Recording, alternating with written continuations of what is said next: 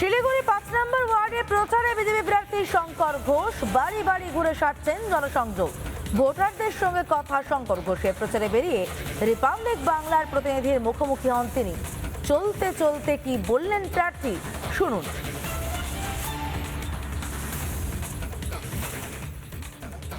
শিলিগুড়ির বিজেপি প্রার্থী শঙ্কর ঘোষ রয়েছেন আমার সঙ্গে। শঙ্করদা, আমরা দেখেছি যে বিজেপির যে সংকল্পপত্র, সেই সংকল্পপত্রে উত্তরবঙ্গের জন্য ঢালাও প্রতিশ্রুতি রয়েছে। আপনার ভোটারদের কাছে সেই প্রতিশ্রুতি বা সেই বার্তা কিভাবে পৌঁছে দিচ্ছে? না, প্রথমত তো আমরা এর একটা লার্জ স্কেল ক্যাম্পেনিং করছি, বাড়ি বাড়িতে প্রচার। এই যে তুতু ম্যামের দরকার নেই, শুধু আমাদের ম্যানিফেস্টোটা আপনি সংরক্ষণ করুন, পড়ুন। আমরা যা যা করবার চেষ্টা করছি বা আমরা যা বলছি, আমরা আগামী ৫ বছর পর যে যে কাজগুলো করতে পারলাম তার জন্য ধন্যবাদ দেবেন। কোথাও যদি আমরা না পারি সেটা মনে করিয়ে দেবেন এবং সেটাকে বিচার করে 2031-এ আমাদেরকে ভোট দিন। এইভাবে ম্যানিফেস্টোটা যেমন সাধারণ মানুষের কাছে তুলে ধরেছেন, তেমনই শিলিগুড়ির বেশ কিছু সমস্যা দেখা গেছে। আপনাকেও বেশ কয়েকবার সোশ্যাল মিডিয়া পোস্ট করতে দেখা গেছে যে নিকাশি ব্যবস্থা যেমন একটা সমস্যা রয়েছে। দেখলেন না যে আমাদের অনিয়ন পটেটো যে বিজনেসম্যানদের যে অফিস, তার পাশের অবস্থাটা দেখলে ওটা ওটা ওটাকে কি বলা যাবে আমি তো জানি না।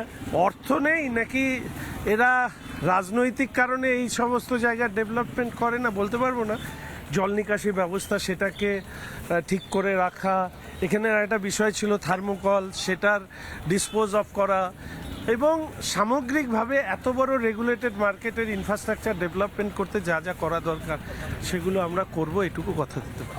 প্রধানমন্ত্রী এসে শিলিগুড়ি করিডোর নিয়ে তিনি বড় বার্তা দিয়ে গেলেন এবং বারবার যে কথাটা বলেন যে টুকরে টুকরে গ্যাংরাই শিলিগুড়ি করিডোরকে কেটে ফেলতে চেয়েছিল এবং একেবারে বলা যেতে পারে যে কাওয়াখালী মাঠ থেকে সেই বার্তাটা প্রধানমন্ত্রী গতকাল দিয়ে গেলেন।